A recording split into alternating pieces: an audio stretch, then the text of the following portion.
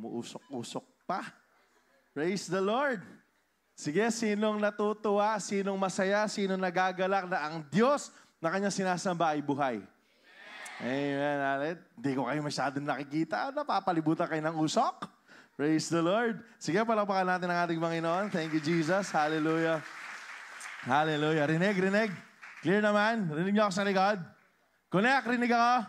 Good. Sige, pakitabi nga yung likod ng katabi ninyo.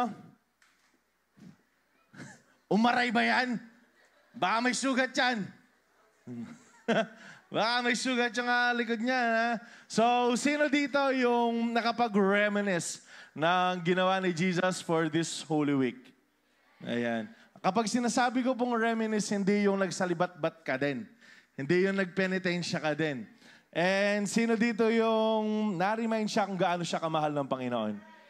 Amen. Sino yung nandito last Wednesday? Taas ng kamay nga, sino yung nandito last Wednesday? I encourage you, panoorin niyo po, yun yung 7 last words na dineclare ni Jesus doon sa Cross of Calvary. So, panoorin niyo yan, nasa Facebook page yan, sa YouTube channel po natin yan.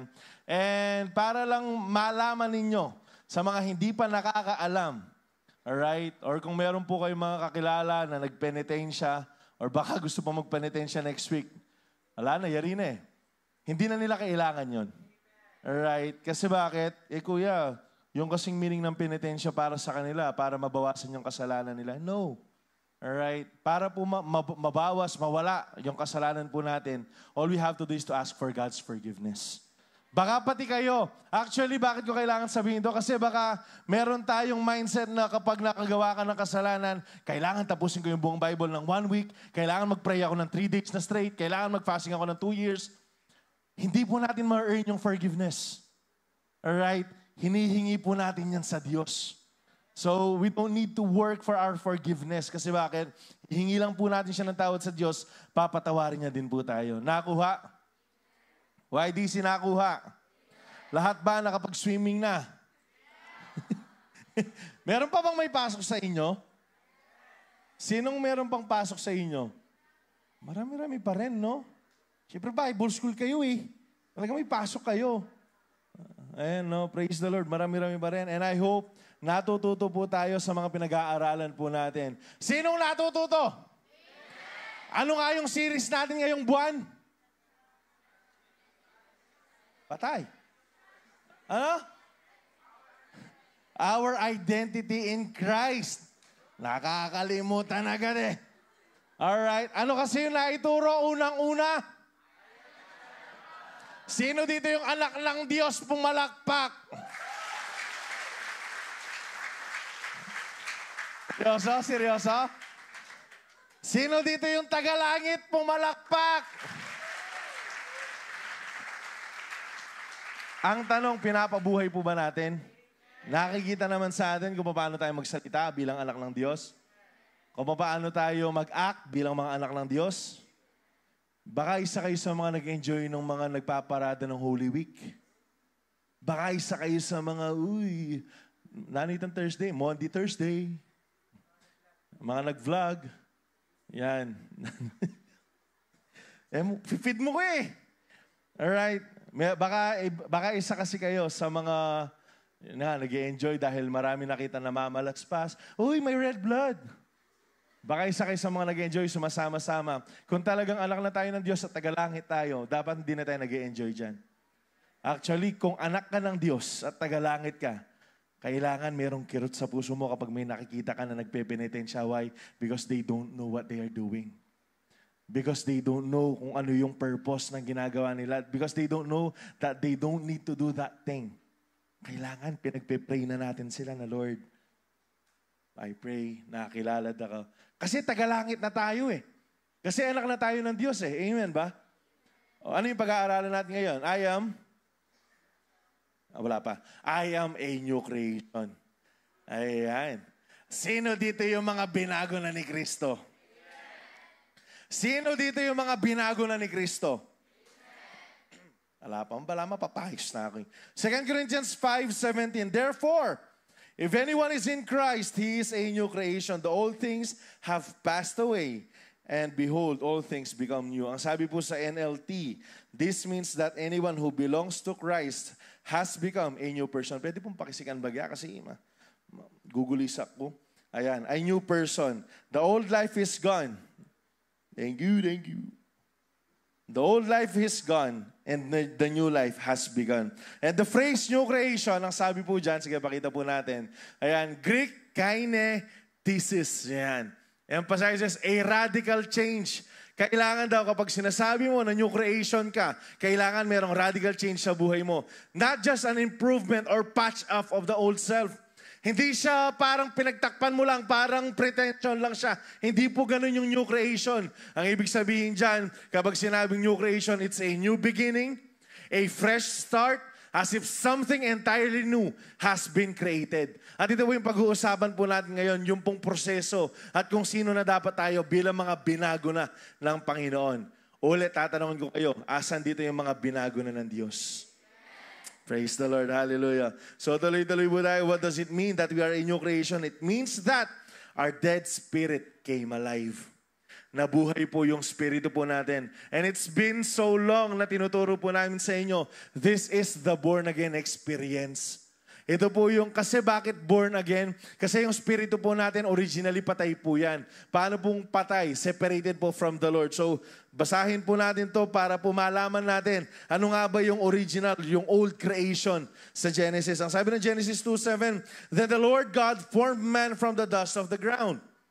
Imagine, galing tayong lahat sa alikabok. And then ang sabi po dyan, He breathed the breath of life into the man's nostrils and the man became a living person. Kaya nga gusto ko sabihin sa bawat isa po sa atin, hindi ka basta-basta. Yung hininga ng Diyos nasa iyo. Yung buhay ng Diyos nasa iyo. Kaya hindi ka basta-basta. Pakisabi sa katabi mo, hindi ka basta-basta. Ayan. Ang ibig sabihin, hiningahan ka ng buhay ng Diyos. Alright? You're not a just. Ang sabi dito, God instructed Adam that he could eat all the fruit. Kasi nung nilalang ng Diyos yung tao, bago lalangin ng Diyos yung tao, kinreate na niya yung Garden of Eden. Alam niyo ba kung ano yung Garden of Eden? Nandun na lahat ng pangangailangan po nila. I can just imagine kung gaano kaganda yung Garden of Eden na kinreate ng Diyos para sa mga tao. Ang kaso, ayan, meron pong nangyaring kasalanan. So, God instructed Adam and Eve na you can eat all the fruit dyan, yung mga bunga ng mga halaman dyan. Huwag lang yung fruit ng tree of knowledge of good and evil. Why? Because you will surely die. Mamamatay kayo kapag kinain nyo yan. Ang kaso, ang nangyari, they disobeyed the Lord. This is the first disobedience that man committed. Sabi ng Genesis 2:16-17, And the Lord God commanded the man, saying, You may surely eat of every tree of the garden, but of the tree of the knowledge of good and evil you shall not eat. Huwag mo siyang kakainin.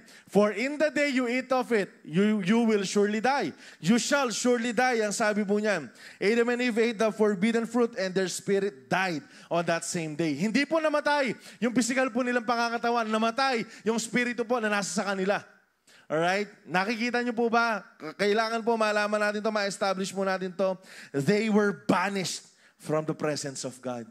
Kailangan po silang paalisin dun sa Garden of Eden, dun po sa presensya ng Panginoon. Bakit? Kasi makakapag-commit sila ng eternal sin. Ano yun? Baka makain nila yung tree of life, which is forever na magiging hiwalay po sila or yung tao sa presensya po ng ating Panginoon. Ang sabi dito, to be spiritually dead means to be separated from God. And this is who we are before knowing Christ. YDC. Ito po tayo, bago po natin nakilala, narinig ang magandang balita po ng kay Kristo. Malayo po tayo sa Diyos, patay ang ating pong spiritual na pamumuhay. Ang sabi po ng Ephesians 2:4-5, But God is so rich in mercy. Sino naniniwalang mahabag ang Diyos? Alam niyo, sa sobrang habag po ng Panginoon, He did not treat us as our sins deserve. Hindi niya tayo tinuring kung paano karapat dapat tayong ituring sa mga kasalanan natin. Why? Because He loves us so much. Dahil mahal po tayo ng Panginoon. Sino sa inyong naniniwala? Wala pa man. Sino ditong naniniwala mahal siya ng Diyos? Yan totoo. Bakit parang patay kayo ngayon? Bakit parang wala kayong mga energy ngayon? Bakit parang, Kuya Sam, kasi nakakatamad. Sino mga puyat sa inyo? Ang bira, dami niyong puyat. Alam nyo, the very fact na mahal tayo ng Panginoon, it could change everything. Pero iba kapag alam mo at pinapamuhay mong mahal ka ng Panginoon. You are just living in God's mercy and grace. Kaya ka nabubuhay kasi sa biyaya at habag ng Panginoon. Amen. Grabing pagbabago po dapat. Na, kailangan i-brainwash mo yung sarili mo dyan. Kailangan i-brainwash mo yung sarili mo na nabubuhay ka na lang sa habag at biyaya ng ating Panginoon. Try nyo man. Try nyo man. Hindi ka nabubuhay kasi malakas ka sa sarili mong kalakasan. Hindi. Dahil lamang po sa Diyos sa mga bagay na yan. That even though we were dead because of our sins, He gave us life when He raised Christ from the dead. And it is only by God's grace that you have been saved. Dahil lamang po sa biyaya ng ating Panginoon, kaya po tayo nangagsibuhay ulit. At alam nyo ba, kagaya na sinabi ng worship leader po natin kanina, sino dito ang naniniwalang born again na siya? Taas ang kamay. Taas ang kamay ng mga born again. Sure? Tignan mo yung katabi mo, mukha bang born again yan? Ayan. Amoy born again ba? Oo, kuya, galing sa lupa. Alright. Alam nyo ba, kung hindi totoo na nabuhay si Jesus, kawawa tayo. Kawawa tayong dile sa buong mundo. Tayo yung pinakakawawang tao sa buong mundo. Kasi bakit? Sayang lahat ng to. Sayang yung pag-iyak-iyak mo. Sayang yung pagtaas-taas mo ng kamay kung hindi nabuhay si Jesus. Eh, ang magandang balita, nabuhay si Jesus. Kaya lahat ng ginagawa po natin walang sayang. Kaya yung pagpunta mo ng 2:00 na imbis na tulog ka, imbis na umiinom ka, imbis na nag-i-enjoy ka sa tropa, pero nandirito ka, hindi po sayang yan.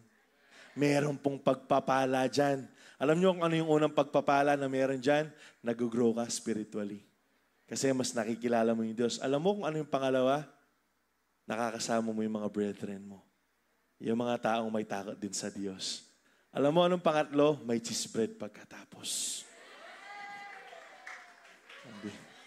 Pambira, mas masaya kayo kayong cheese bread. Sige, sino yung masaya may cheese bread? Praise the Lord, ne? Simula 2007, malwa na yung cheese bread. Matuwa pag yung cheese bread. Praise God. God is good. Ang sabi ng Colossians 2:13, you were dead because of your sins. Tayong lahat, patay po tayo dahil po sa kasalanan because of the sinful nature na namana po natin kay Adam and kay Eve. Alright? Patay po yung spirito po natin and because your sinful nature was not yet cut away. Ang sabi po dyan, then God made you alive with Christ for He forgave all your sins. Kaya lang po tayo nabuhay. Yung born again experience, kaya po siya naging posible. Kasi nga lang, ulit-ulit ko to, una pong nabuhay ang Diyos. Una pong nabuhay si Kristo. Alright? Ang sabi dito, we were all dead in the spirit because of the sinful nature we inherited from Adam. That is why for us to be saved, to be connected to God, we need to be born again or born in the Spirit. Naalala nyo yan, napag-aralan po natin yan last time. At ang sabi po dito, we need the Holy Spirit to be born again by receiving Jesus as our Lord and Savior. And gusto ko lang pong sabihin sa inyo, marami sa atin,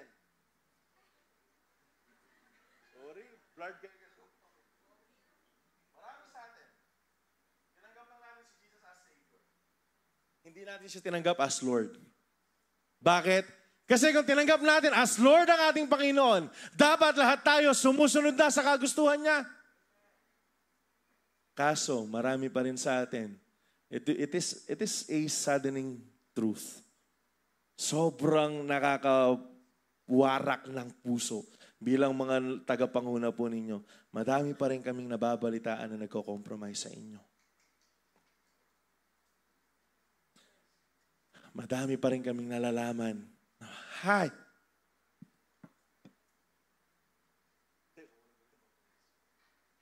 Bakit kaya hanggang ngayon?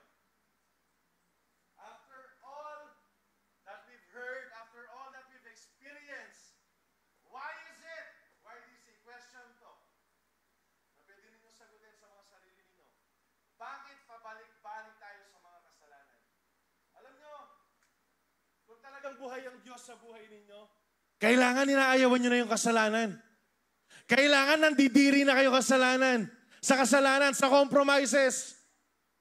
Kaso, paulit-ulit. Pagbanggit ako ng mga names. Gusto nyo drop names? Hindi, wag. Masama po yun. Kailangan tanaburin kasalanan, man.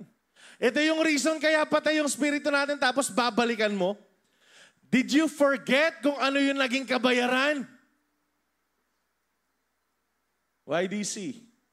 Come on. Na-born again na tayo eh. Pinagtaas ko kayo ng kamay kanina. Sino yung mga born again now? We've raised our hands. Loud and proud. Higher. Pero yung buhay natin, hindi siya umaakuma doon sa sinasabi ng bibig po natin.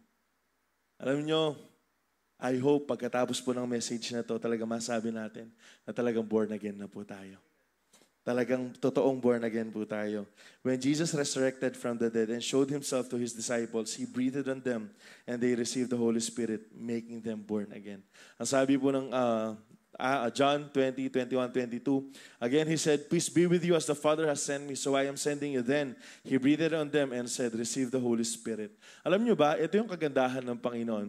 Ito yung kaibahan ng tao sa Diyos. Kasi tayong tao, pabago-bago tayo. Pero ang Diyos, hindi siya nagbabago. Imagine, in the Garden of Eden, when He created man, He breathed on them. When Jesus came here on earth, for them to be born again, for them to receive the Spirit of God, He breathed on them. Hiningihan po niya ang Panginoon. Kaya nga, paulit-ulit po namin sinasabi sa inyo, no? Kung meron kayong pagkakatiwalaan, una sa lahat, ang Diyos na lang. Kasi bakit? Hindi siya nagbabago eh. He is the same God yesterday, today, and forever. Hindi po siya nagbabago. Hindi siya magbabago. Hindi magdi-decide ang Diyos dahil kung ano yung ginagawa mo ngayon. Hindi. Hindi mababawas yung pag-ibig ng Diyos. Kasi yung pag-ibig niya,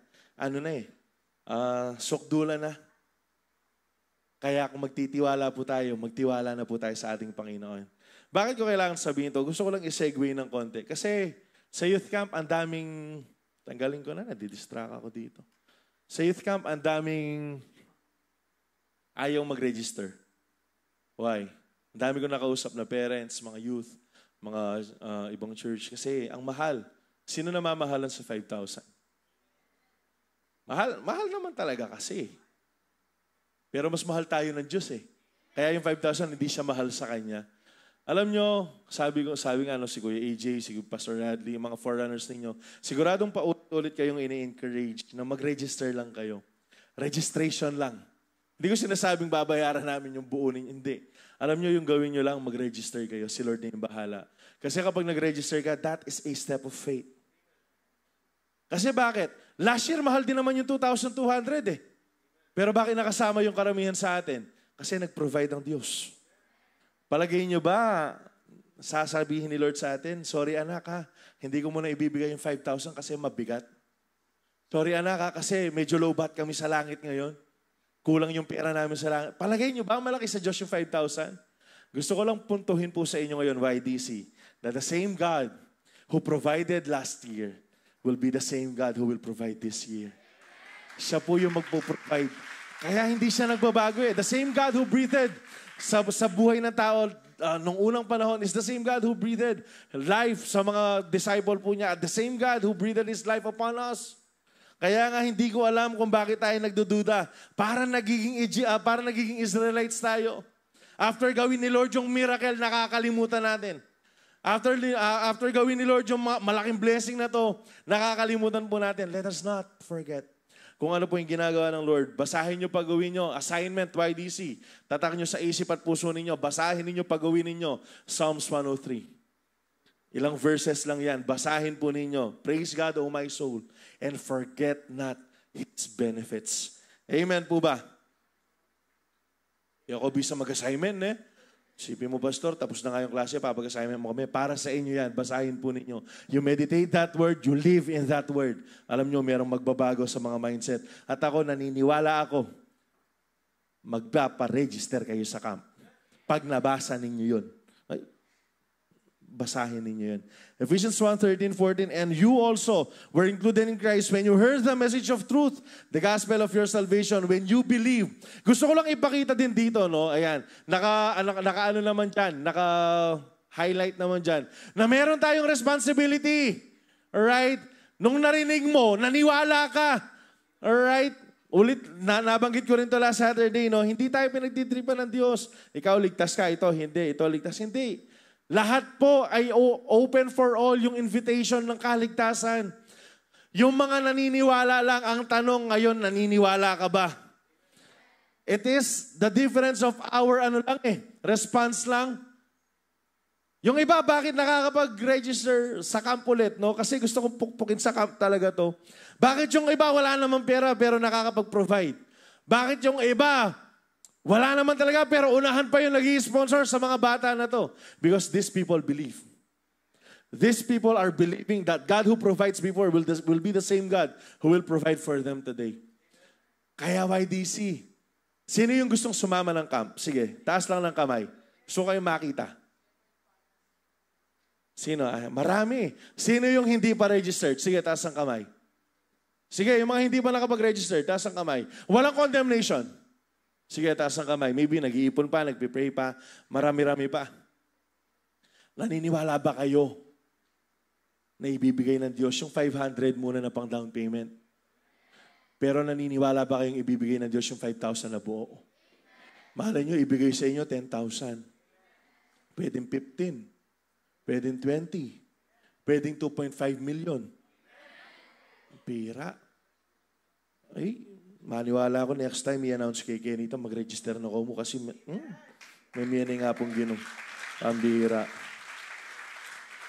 You were marking him with seal, the promise of, sorry, dami ko segue kasi mag-register na kasi kayo eh. Who is deposit guaranteeing our inheritance until the redemption of those who are God's possession to the praise of His glory. Alam nyo, ito lang to, ganito lang kasimple, yung point number 1. Dati kang patay, pero dahil nabuhay si Kristo, merong opportunity na yung Spiritong patay sa'yo, mabuhay din ulit.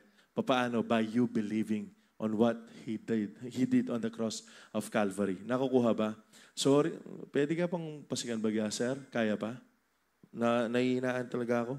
Our dead spirit came alive by the Holy Spirit when we received Jesus as our Lord and Savior of our lives. Yan. Dahil tinanggap po natin ang atin pong Panginoon. What does it mean that we are a new creation? It means that our old life is gone. Pakisabi, our old life is gone. Wala na yung dating tayo. It means that our old sinful nature has passed away. Kapag sinabing passed away, namatay. Tama.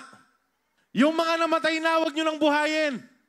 Huwag na po natin silang buhayin. We are no longer sinners, but we became righteous. But why Jesus did on the cross of Calvary, hindi na po tayo makasalanan.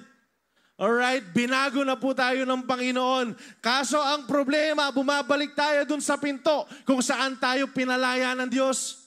Ang problema, tinatalikala ulit natin yung mga sarili natin dun sa mga tanikalang binasag na ng Panginoon. Kaya lang, ngayong oras na to, magsisiwalaan na tayo sa mga tanikalang yan. Aalis na tayo sa dating buhay po natin. And we will step up dun sa buhay na binigay na po ng Panginoon po sa atin. At saka kung makikita ninyo, Kuya, wala naman kasi nagbago sa physical ko nung tinanggap ko si Kristo. Of course. Anong palagay nyo? Tanggapin ko si Jesus, papayat ako? Hindi siya physical transformation. Spiritual transformation po yan. Kasi bakit? Nababago na yung lahat. Kung paano mo tignan yung mga bagay-bagay, kung paano mo isipin yung mga bagay-bagay. Tingnan natin yung Romans 6, 4-11. Ang sabi po dyan, for we died and were buried with Christ by baptism. Ito pong baptism na to, ito po yung water baptism na ginagawa po natin. Kaya nga, di ba, sino na dito yung nabaptize? Ayan, marami-rami na. Yung mga gustong pabaptize sa youth camp, meron tayong water baptism na gagawin. So, yung pong sinasabi ng mga pastors sa pan-baptism, na kapag nilublob ka, 2 Corinthians 5:17. So, wala na yung dating ikaw, yung makasalanang ikaw. You are proclaiming publicly na ikaw, binago ka na ng Panginoon. That's why pag-ahon mo, bagong nilalang ka na. Alright, bagong tao ka na. So, sabi dyan, kasi yung pinakasimbolo nun, na niloblob ka, namatay na yung dating ikaw. All the impurities were gone. Bakit? Kaya nga, merong mystery. Merong masarap na parang di mo ma-explain na feeling kapag nagpabaptize ka. Bakit? Kasi merong nababago sa'yo eh. Di ko alam. Experience nyo na lang kapag nagpabaptize kayo. So, and just as Christ was raised from the dead, praise God eh. Maniwala kayo mabiyay talaga yung Diyos. Ang bihira ng kanyaman na mabiyay yung Ginoo. At the same time, sobrang kabilang tami ako? Webis. Meron kami Webis, naka-traffic. Bakit? Nang karakal magbisita iglesia. Nanong gagawan to? Sa Sambandore, sobrang nakakalungkot kasi imagine if these people, ganito sila ka-passionate pero buhay na Diyos yung sinasamba nila. Kaso hindi eh. Ang problema, sila napatay yung Diyos, ganun ka-passionate. Tayo na buhay yung Diyos, parang patay tayo. YDC. Segue lang ulit. Alam nyo, dapat daman akit kaya katamo itang maka-poker face ka. Dapat makita nila sa atin. Bakit? Masaya maging anak na ng Ginoo? Masaya ang mabiyang Ginoo mong sa sambahan? Kaya nga walang nakapako dyan kasi buhay yun sa atin eh. Tapos mag-respond ka. Ako miluklok kasi eh. Kailangan, binuhay po tayo ng Diyos kasi nabuhay siya ulit. Alright, praise the Lord. He was raised from the dead by the glorious power of the Father. Now, we may also live new life dahil po sa Kanya. Next verse, please. Since we have been united with Him in His death, we will also be raised to life as He was. We know that our old sinful selves were crucified with Christ so that sin might lose its power in our lives. Para po mawalan na ng bisa yung kasalanan sa buhay natin. Kasi bakit? Ang sabi ng last part niya, we are no longer slaves to sin. Kasi nga na-born again ka na. Kasi nga pinatay mo na yung dating ikaw. Kaya nga hindi ako naniniwala. Hindi ako naniniwala na born again ka, pero pareho mong ginagawa yung ginagawa mo dati. Hindi ako naniniwala na born again ka, pero paulit-ulit ka nag-e-enjoy sa kasalanan. Ang ibig sabihin, hindi mo naintindihan yung sinasabi mong born again ka. Sige po, next verse, tapusin po natin. For when we died with Christ, we were set free from the power of sin. Pinakawalan ka na nga eh. Bakit ka bumabalik? And since we died with Christ, we know we will also live with Him. Next verse, we are sure of this because Christ was raised from the dead, and He will never die again. Praise God, si Jesus, He is seated at the right hand of the Father. Alam niyo kung ano yung ginagawa ni Jesus? Hindi totoo na wala na siyang ginagawa. He is interceding for us. He is waiting for us. Yan po yung ginagawa ni Jesus. Death no longer has any power over Him. Verse 10. When He died, He died once to break the power of sin. But now that He lives for the glory of God. Last verse. So you also consider yourselves to be dead to the power of sin and alive to God through Christ Jesus. Patingin nga ng mga mukha ng mga binuhay na ng Diyos. Patingin na mga mukha yung mga patay na sa kasalanan. Yan na yun? Final na yan? Tingnan niyo si Ate Grace. Dito ka. Burita rin tingin. Example talaga eh. Dito tayo sa maliwanag. Di. Pakita natin sa kanila lahat.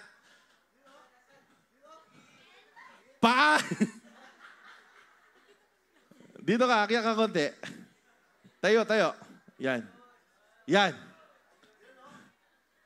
Ate Grace.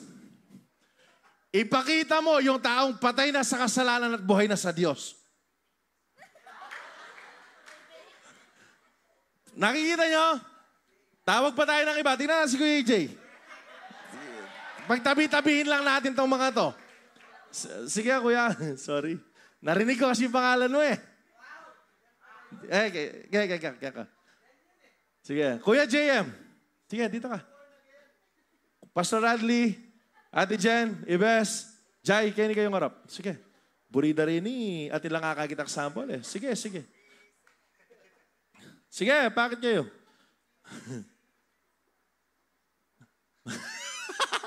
Sige! Kere! Huy!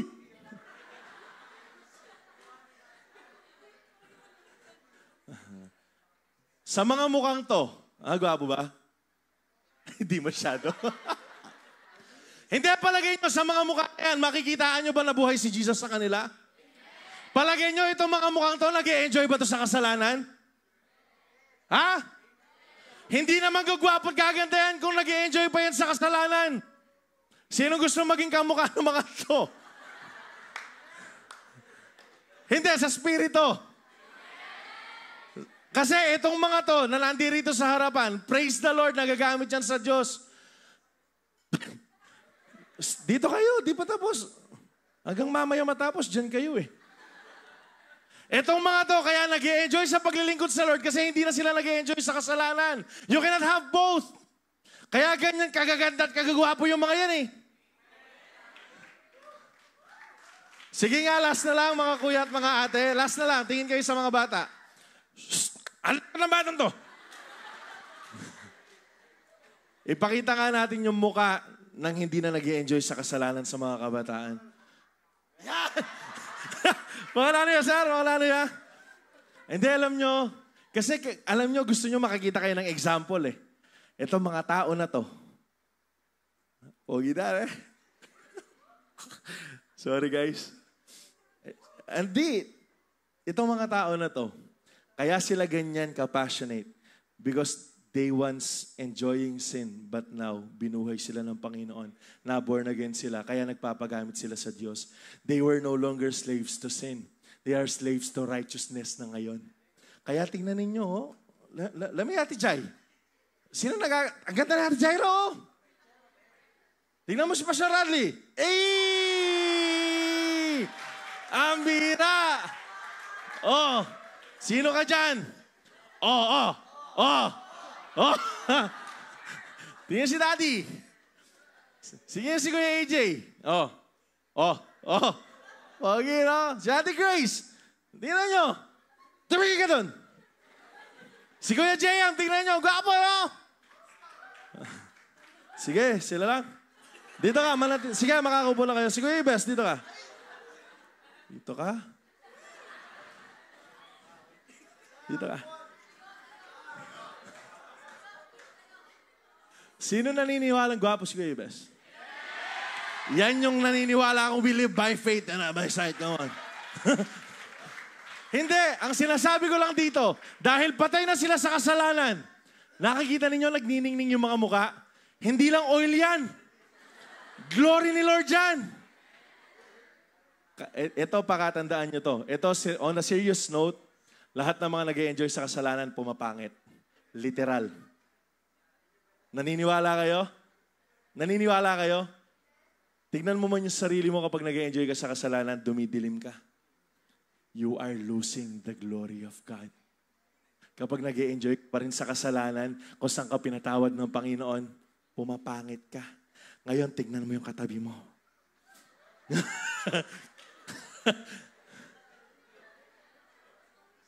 Malalaman mo. Actually, makikita. Hindi, totoo to. Ito, totoo to. Wala tong kalokohan. Lahat na sinabi ko sa inyo, yung mga pinakita ko po sa inyo, these people are enjoying the presence of God. Kasi hindi na nila ina-enjoy yung kasalanan. Kaya nagagamit po sila sa kingdom ng Lord. Sino dito gustong magamit sa kingdom ng Lord? Sino gustong powerfully magamit sa kingdom ng Lord? You need to die to your old self. Kailangan mamatay yung dating tayo. Kasi bakit? Hindi po sila pwede magsama. Hindi pwede magsama yung righteousness at saka yung kasalanan. Kaya nga sinasabi po ng Panginoon, patay na tayo doon sa dating kasalanan po natin. Ang sabi dito, Jesus has set us free from the power of sin. So do not go back to your old sinful ways. Pakisabi sa sarili mo, huwag mong tapakin yung katabi mo, tapikin mo yung sarili mo. Huwag ka nang bumalik sa dati. Huwag mo nang balikan yung dati. Huwag mo nang balikan si ano.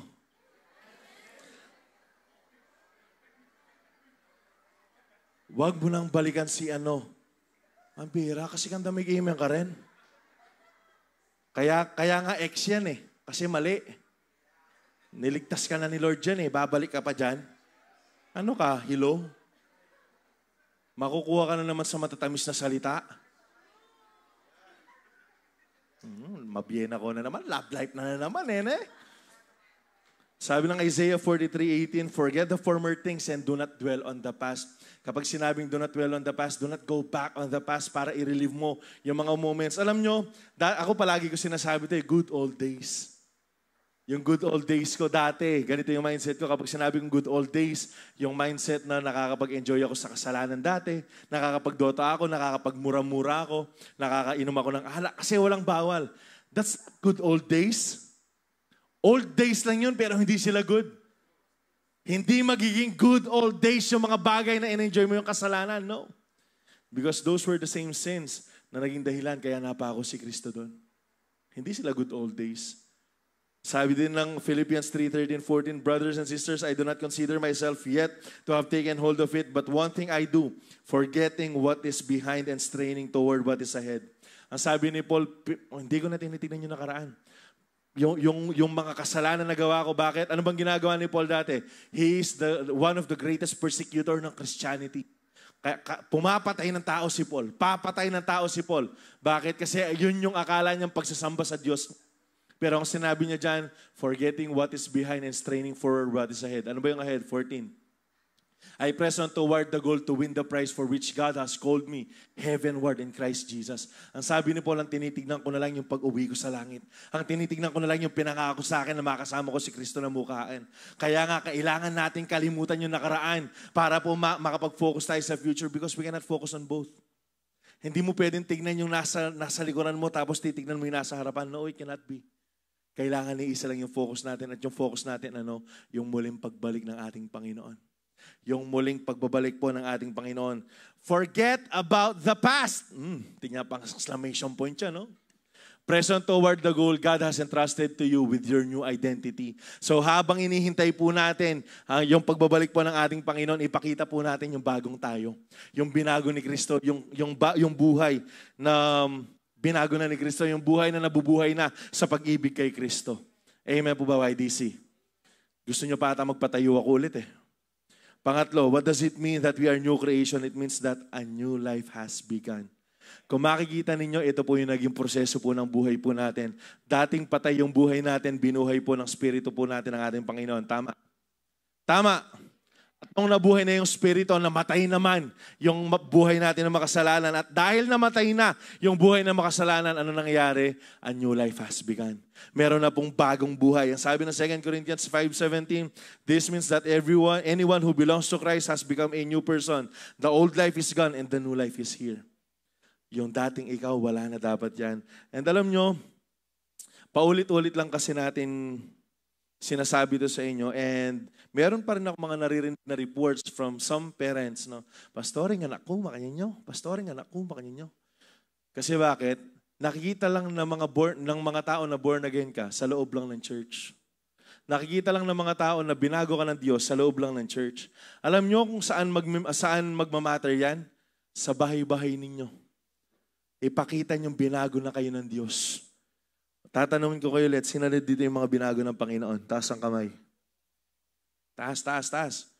Binago ng Diyos. Marami-rami na. Halos lahat, binago na ng Panginoon. Ang tanong, ilan kaya sa atin yung nakikita na sa bahay yung pagbabago sa atin? O baka ngayon, kapag pinapauwi ka ng maaga, nagbubuisit ka. Mapuni, kailangan kumangan sopas ka rin. Sino kaya sa atin yung kapag inuutusan tayo, pa, tito, tita, kuya, ate, wait lang. Kasi kung talagang binago ka ng Diyos, yung wait lang, para na sa'yo eh. Sino dito yung nag-i-enjoy pa sa games? Meron pa? Uso pa yung ML ngayon? Dapat sa mga Kristiyano, hindi na uso yan. Meron lang akong tanong, meron pa nakikipag-dating site sa inyo? Siyempre, di naman kayo magtataas ng kamay, no? YDC, wag. Alam nyo ba, merong mga nare-rape na mga kabataan dahil nagkikipag-chat sila sa mga dating site and then nakikipag-meet and then nire-rape sila? Ano akala nyo? Dito totoo? Totoo to. Mag-search kayo sa balita. Please don't. Bakit? Kasi bago ka na. Yung dating tamad ngayon, masipag na. Yung dating tamad ngayon, masipag na. Yung dating tamad ngayon, magsisipag na. Present tense siya pa pala. Okay. Sino magsisipag na? Alam nyo, ipakita nyo lang yung kasipagan sa bahay, maliligtas yung pamilya mo. Totoo man. Kasi magtatanong yung magulang mo eh. Dati boss ko to ah. Magigising na lang to hapon tapos papaghanda ako pa ng pagkain ah. Pero ngayon, maaga na nagigising tapos nagbabasa pa ng Bible. Katapos na magbasa ng Bible, magluluto po para sa amin.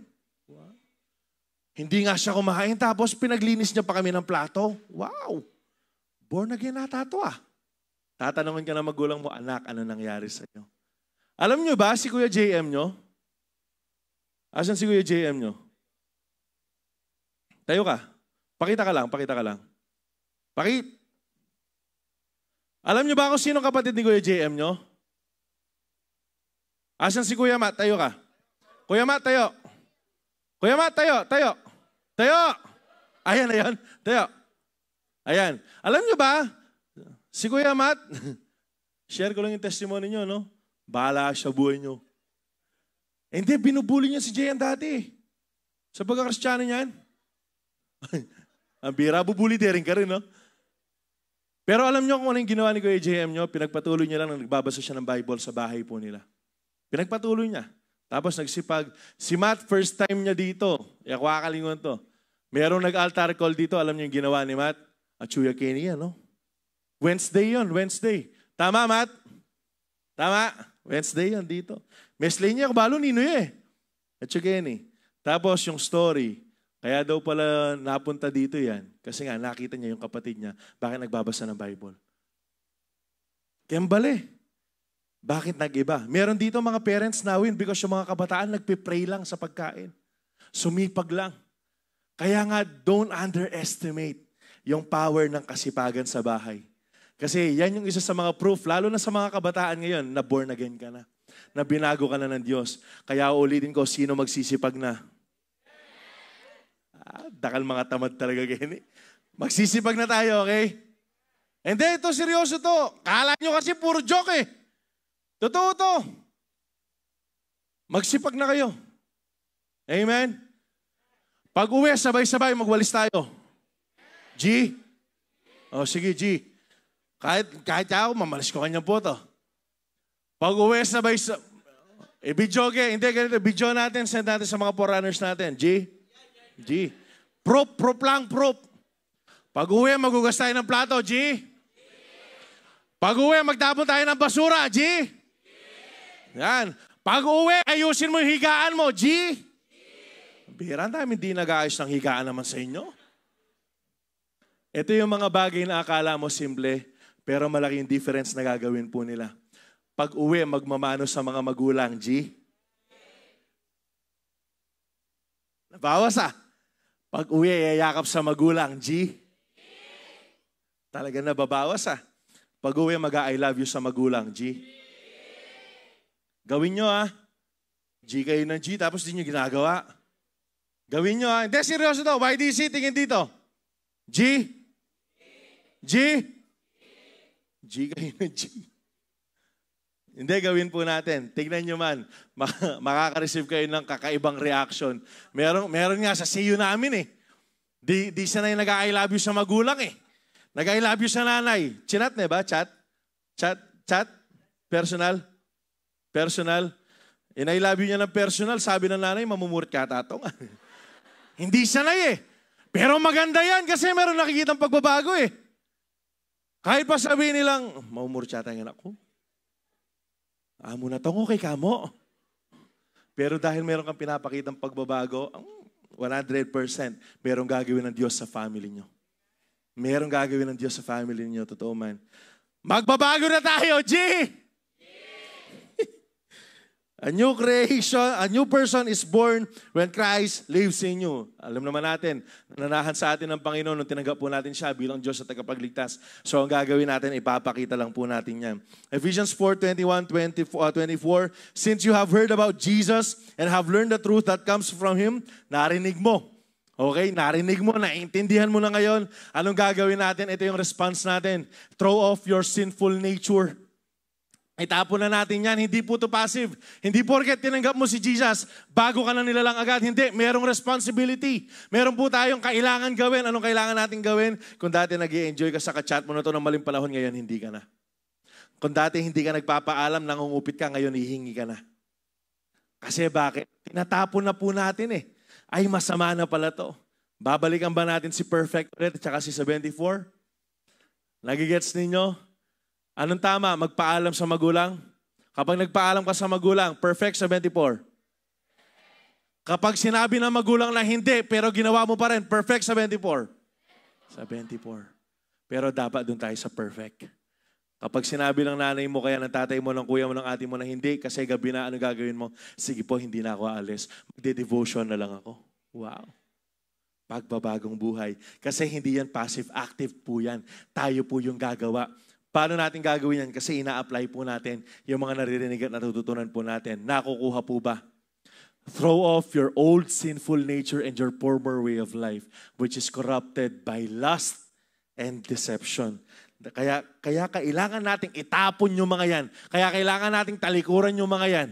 Kasi corrupted po sila ng lust and deception. Instead, let the Spirit renew your thoughts and attitudes. Your thoughts, yung kaisipan po natin. Alam nyo ba kung ano yung nakikita ninyo? Yun yung nagme-meditate sa isip ninyo.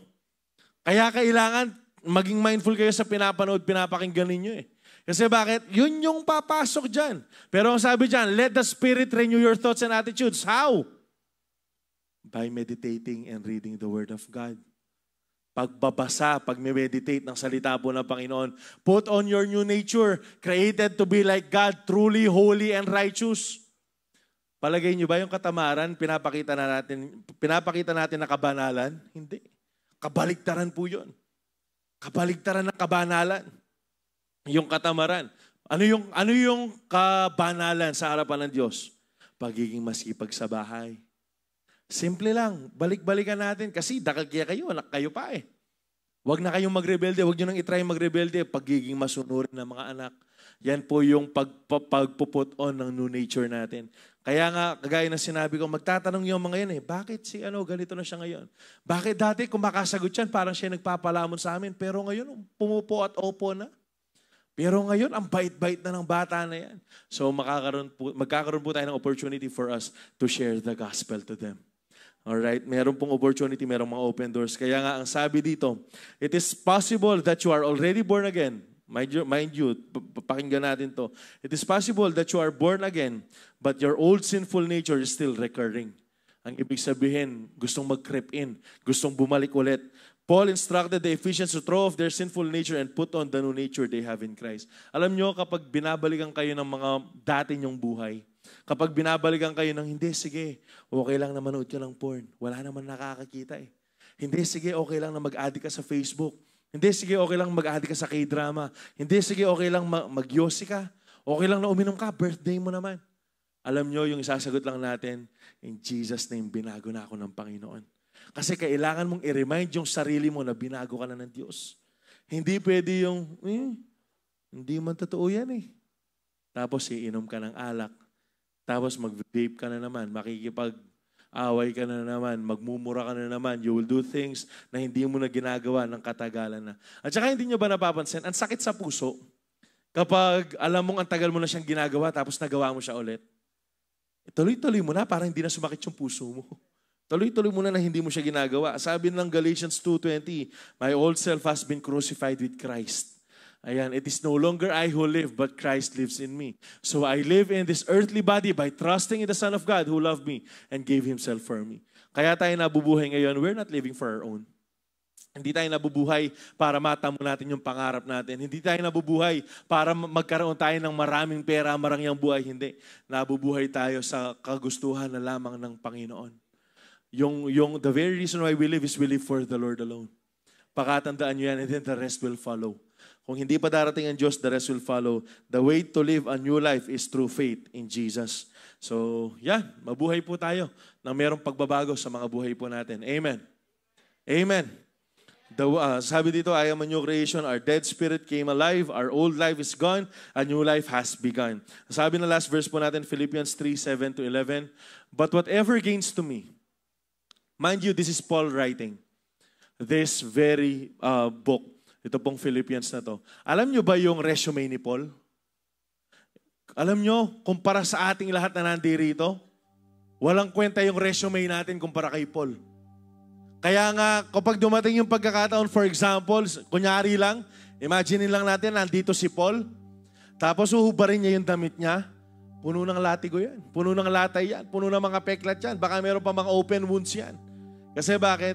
Ganun siya nagpe-persevere for him to advance the gospel sa mga Gentiles lalo na. Ganun niya in-endure yung kasakitan. Tayo, ano kaya may ipapakita natin? Pero alam niyo, ito yung sinabi ni Paul eh. But whatever were gains to me, I now consider loss for the sake of Christ. Yung pagiging under ako kay Gamaliel, yung ako na natuli ako ng 8th day, yung sa law, kung law lang yung pag-uusapan, perfect ako dyan. Pero ang sabi ni Paul, hindi, I consider everything garbage. I consider everything loss. Why? For the sake of Christ. What is more, I consider everything a loss because of the surpassing worth of knowing Christ Jesus my Lord. Dahil lamang gusto ko pang matutunan, makilala, malaman kung sino talaga si Kristo sa aking buhay. For whose sake I have lost all things. I consider them garbage that I may gain Christ. Alam nyo ba, yung ginawa ni Paul, uulitin ko lang, wala pa tayo sa kalingkingan ng ginawa ni Paul sa ginagawa po natin ngayon. Malayong malayo pa tayo. Pero ang sinabi ni Paul, kinonsider ko lahat na garbage. Sa Greek word niyan, hindi naman yan basura, dumi ng tao. Yan yung sinabi ni Paul, kinoconsider ko ganito lang karumihan. Bakit? Ang sabi niya, that I may gain Christ and be found in Him. Ang sabi niya, not having a righteousness of my own that comes from the law, but that which is through faith in Christ, the righteousness that comes from God on the basis of faith. Ito yung imputed righteousness. Ito yung kabanalan na nanggaling sa Diyos. Yung last verses po natin, I want to know Christ. Imagine Paul writing this very letter. He is, kung di ako nagkakamali, nasa 40 years na siya ng ministry. He is sharing the gospel. Inaalay niya yung buhay niya para ma-advance yung kingdom ng Lord. Pero ano sinabi ni Paul? I want to know Christ. Gusto ko malaman pa kung sino si Kristo. Yes, to know the power of His resurrection. Ito yung gustong malaman ni Paul, kung gaano nga ba kakapangyarihan yung resurrection ni Kristo. Kung bakit nga ba siya nabuhay ulit. Kung bakit naririto siya ulit. Kung bakit hindi na lang siya nanatiling patay. Ito yung sinabi ni Paul. Lahat ng yan kinonsider kong walang kwenta. Bakit? Kasi gusto ko bang makilala kung sino si Kristo at kung gaano kakapangyarihan yung ginawa niya sa krus ng Kalbaryo, kung bakit siya nabuhay ulit. And tayo, YDC, tatanungin ko kayo, okay na ba kayo sa status ng spiritual life nyo ngayon? Okay na ba kayo dyan? Okay na kayo na nag-a-attend lang kayo? Okay lang kayo na nagsisiyo na kayo? Okay na ba kayo dyan? Or gusto nyo pang malaman yung kailaliman ng pag-ibig ni Kristo sa bawat isa po sa atin? Ang sabi dyan, to know the power of His resurrection and the participation in His sufferings. Why? Because Paul knows that there is power in Christ's resurrection. Alam ni Paul kung gaano kakapangyarihan yung resurrection ni Jesus. Alam nyo ba, importante yung kapanganakan ni Jesus. That's why we're celebrating Christmas. But did you know that it is more important yung pagkabuhay muli ng ating Panginoon? Why? Kasi ito yung distinction niya sa ibang mga Diyos na sinasamba ng mga tao. Kasi yung mga Diyos na sinasamba ng mga tao na natili po silang patay. Pero kaya walang nakapako dyan sa krus natin kasi nabuhay ang ating pong Panginoon. Hindi po siya nanatiling patay. He did not remain dead. He raised again. He was alive. And now, sabi dyan, no? And so, somehow attaining to the resurrection from the dead. Alam nyo bakit po namin kailangan sabihin to? Baka meron pa sa inyo, sa mga kabataan ngayon, you're still falling on the same trap over and over again. And it seems like all hope has been lost. It seems like it's so hard for you na magbalik ka dun sa dating init mo sa Panginoon. It seems like na parang hindi mo na alam, wala ka ng direction. Pero YDC, sineselebrate po natin yung resurrection ng ating Panginoon para lang masabi sa inyo that there's hope after all. There is hope after all. Regardless kung ano yung situation na meron ka ngayon, may it be sa kasalanan, sa compromises, kahit pa palagay mo gaano ka nakalalim dyan sa kumunoy na tinatayuan mo, there's hope after all. Bakit? Kasi nabuhay po si Kristo. Because He is alive. He was risen and He is alive. That is the very reason kaya tayo nagpapatuloy ngayon. That is the very reason kung bakit tayo magpapatuloy bukas. Ito din yung reason kung bakit tayo mag-persevere hanggang sa huli. Bakit? Because Jesus is alive. Yung Diyos na sinasamba po natin buhay. And alam nyo, kapag darating yung mga pagkakataon na parang nanlalambot ka sa buhay mo, darating yung pagkakataon na nawawalan ka na ng gana mag-service, just remember this truth. He is resurrected from the dead. Hindi siya nanatiling patay. He was risen. He has risen and He is alive at kasama po natin ngayon ang ating Panginoon. And alam nyo, YDC, that would change everything. babaguhin yung katotohanan na yun, yung buhay na meron ka, yung situation na meron ka. Bakit? Sa katotohanan lamang na buhay ang ating Panginoon. Kaya nga, YDC, gusto ko lang kayong paalalahanan. Sino ditong masaya na buhay ang Diyos niya? Kung talagang masaya ka na buhay ang Diyos mo, kapag nagpuri ka, hindi ka nagpuri na parang malungkot ka. Kapag nag-worship ka, hindi ka nag-worship na parang napipilitan ka. Masaya ka kasi buhay ang Diyos na meron ka. So mamaya, kung meron pa tayong pagkakataon, mag-worship tayo sa Lord, I pray that we will worship God like never before. Amen po ba? IDC, amen ba? Sinong natuto ngayon? Sinong bagong nilalang na? Sinong paglabas ng kwarto na to, ibang tao na siya? Sige, palakpakan natin ang Panginoon. Tumayo po tayo.